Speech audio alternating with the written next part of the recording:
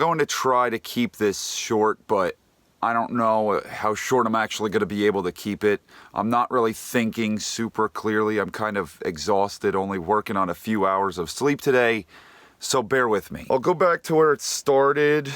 On Tuesday, I had one of the worst migraines that I've had in a very long time. I get them with my Lyme disease whenever it's dictated by the weather. Whenever a low pressure system, it sounds like I'm a weatherman, moves in, I have nerve damage because of the Lyme, and that gives me the migraines. Well, my grandma, she has nerve damage as well, and it's the same exact thing.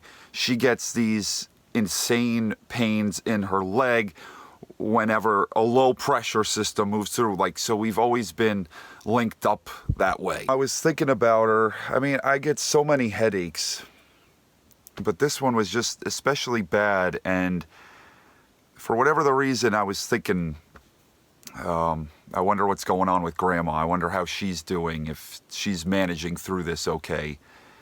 And I was like, I gotta call her. I gotta see what's happening. I didn't on Tuesday.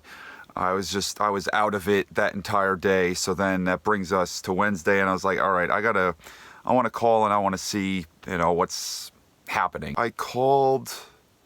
It's probably about 8:30 Wednesday night, and we talked, and she had her pains too. Everything was not going very well. She was on the mend, feeling not as bad as was I.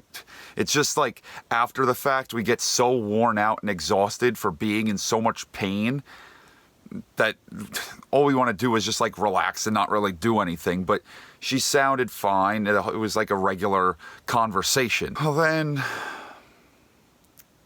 I don't know, an hour and a half after I talked to her, I get a call from my mom saying that Grandma has this cold sweat. She's got this heaviness in her chest, and they think she's having a heart attack, that the ambulance is on the way. And I didn't even know what the hell it was that I was hearing, because I had just spoken to her, and it didn't feel real. Everything was fine. And then another half an hour goes by, and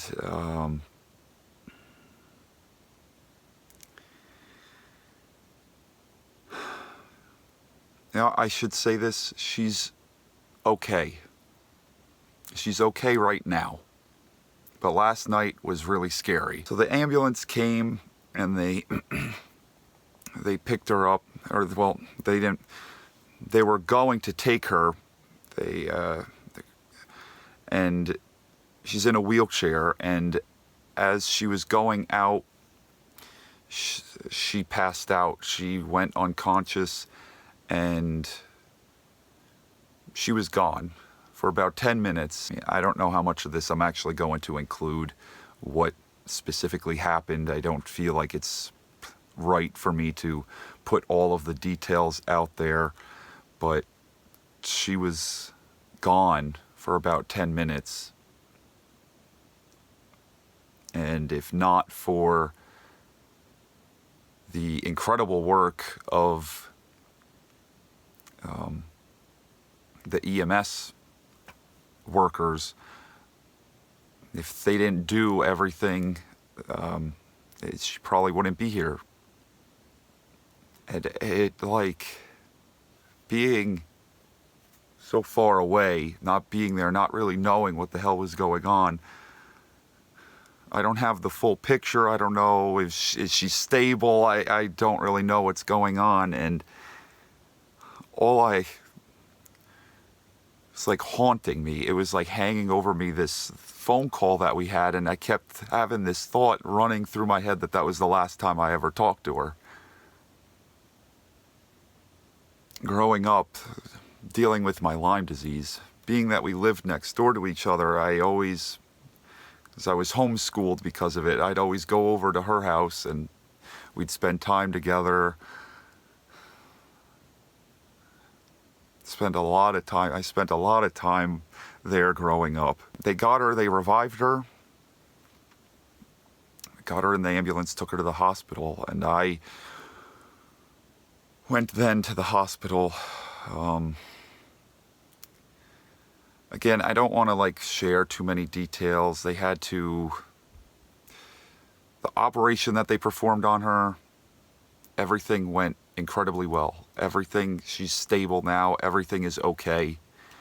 It's going to be okay. I mean, some things might have to change lifestyle wise, but she's all right. And she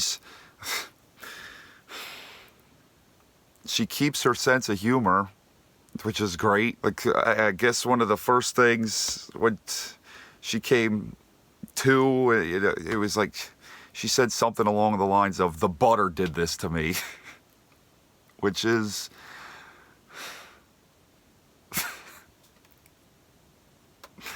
I'd have to say I get a good amount of my sense of humor from her. And I'm glad that she seems to be in better spirits now and that things are going all right. She's going to be in the hospital for a little while, but it could have been a hell of a lot worse. From what the doctors have said, that could have been it. Because of that, because of everything that's gone on, I didn't really feel like I had it in me to do a whole hell of a lot today. I was supposed to stream today. I don't feel like I'm mentally there yet. I know that it's just what's going to be in the back of my mind. And I got other video stuff to do. And I wanted to do this sort of like video diary thing and just get out everything that I'm feeling inside and put it out there the best way I know how. I am so happy that that didn't end up being the last time that I talked to her. That was the scariest. There were just a few hours there where that really felt like it was going to be the case.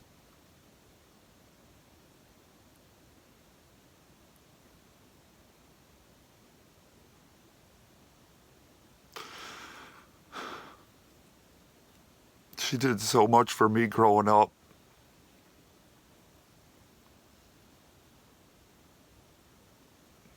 You know, my parents were working and I was sick all the time, and we spent so much time together.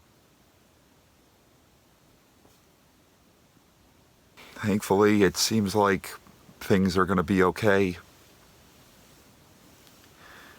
And we don't know what the pathway to that is at this point, but seems like everything's going to be okay.